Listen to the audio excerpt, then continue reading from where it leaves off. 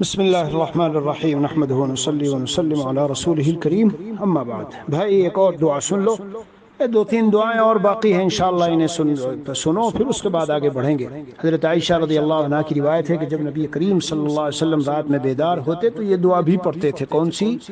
لا الہ الا اللہ الواحد القہار رب السماوات والارض وما بینہما العزیز الغفار۔ کتنی مختصر سی دعا ہے۔ لا الہ الا اللہ الواحد القہار رب السماوات والارض وما بینہما العزیز الغفار۔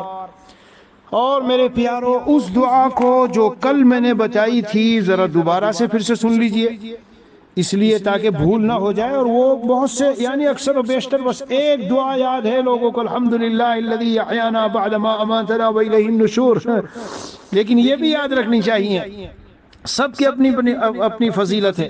لا الہ الا انت سبحانک اللہم استغفرک لذنبی واسألک رحمتک اللہم زدنی علما ولا تزغ قلبی بعد اذ ہدیتنی وہب لی من لدنک رحمہ انک انت الوہاب۔ اور اب ایک عملی دعا آپ کو سنا دیتا ہوں۔ عملی دعا میں یہ ہے کہ نبی کریم صلی اللہ علیہ وسلم نے ارشاد فرمایا، اذا استيقظ الرجل من الليل وأيقظ أهله وصلى ركعتين كتب من الذاكرين الله كثيرا والذاكرات۔ کیا بات ہے!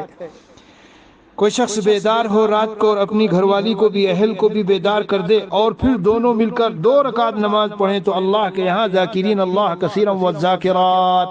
جانتے ہو یہ کون ہے؟ قرآن میں آیا ہے، اعد اللہ لہم مغفرۃ واجرا عظیما، جن کے لیے اللہ نے مغفرت اور اجر عظیم تیار کیا ہے۔ اللہ ہم سب کو توفیق دے۔ وصلی اللہ علیہ نبی الکریم وعلی آلہ واصحابہ اجمعین والحمد للہ رب العالمین۔